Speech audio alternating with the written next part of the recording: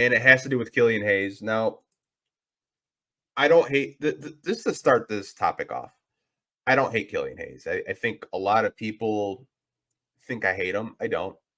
I think Killian Hayes to me is more valuable in 20 minutes versus 30. But Killian Hayes last week talked with a reporter. This was a French publication saying that he wants to stay in Detroit long term. And I'm going to read you the quote from this article, you guys, so you guys can get the full context of where this is coming from. So this is a question they asked them. They said, "This is also your last year of contract. Do you see yourself in Detroit long term, or are you open to a new challenge with perhaps more responsibilities?" Killian said, "For now, I'm in Detroit, and we're going to do everything to finish the season strong, and then we'll have discussions this summer. I've spent my entire NBA career in Detroit, and it would be a pleasure to be able to stay.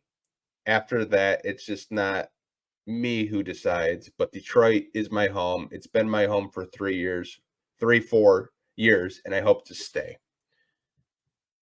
Now, obviously, like when you read stuff like this, obviously Killian likes Detroit. He wants to stay. We had James Edwards on last week.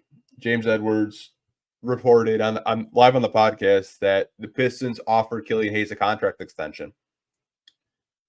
And they were really far off on a number. They were really far off on a new deal, right? I don't really know what Killian's looking for. I don't know if he's looking for, maybe 8 to 12 million.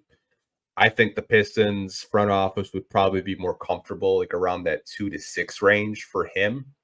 And I think long term, what he's going to be in the NBA is a backup point guard, and those are needed. I said at the top of this topic, he's more valuable to me personally in a good 15 to 20 minutes. Once you start playing him in the high 30s, he starts making mistakes. I think as a backup point guard, to me, I think that's his niche in the NBA. Now, whether or not you guys want to see him in Detroit, I'll let you guys, discuss that. But I wouldn't hate if they signed him to a budget-friendly deal as a backup point guard, because you really don't know what Monte Morris is going to do, even though he is expected to come back later this month. You don't know if Monte Morris could be your new long-term backup point guard. He's in the last year of a deal, you have to remember. Do the Pistons like Monte Morris more than Killian? Do they want to keep Monte Morris on this team as the backup point guard versus Killian? We're going to have to wait and see, but I think Killian has had flashes this year, but as of late, he has really struggled, and that's just kind of like been his career here in Detroit. He's a good defender, good passer. Offensively, it's still a work in progress, and he might never have an offensive game in the NBA. He might just be a pure pass first point guard, and there are point guards in this league that have made a living out of that. I mean, you look at guys like Ricky Rubio. Ricky Rubio could hit a shot, once in a while. He started to figure it out later throughout his career. Killian's only 22, you have to remember. But could Killian Hayes have that Ricky Rubio type of career? I don't know. We'd have to wait and see. We really would have to wait and see. But I think Killian Hayes is always going to have a lot of hate towards fans because Tyrese Halliburton was right there.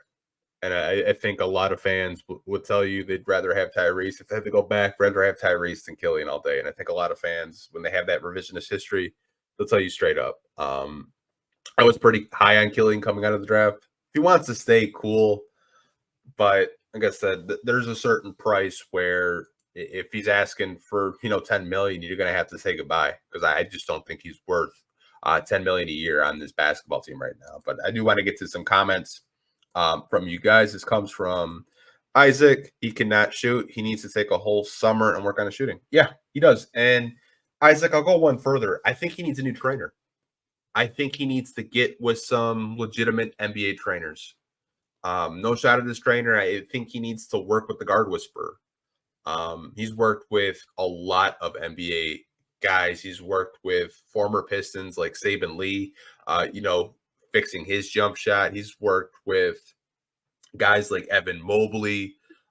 There's a lot of talented NBA trainers out there that could really spend time with Killian and, try to develop his jump shot. But I don't know.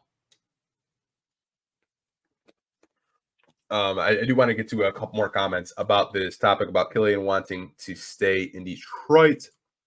I wanted Cole Anthony. Fair. Cole Anthony was, to me, I think in that draft, looking back on it, I thought he was the best offensive point guard available. Like if you just wanted a bucket, I thought Cole Anthony to me made the most sense.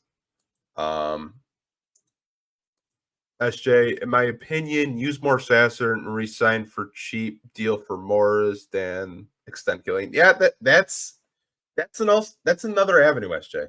Like you drafted Sasser, you're not really playing him. We really haven't seen Sasser play too much.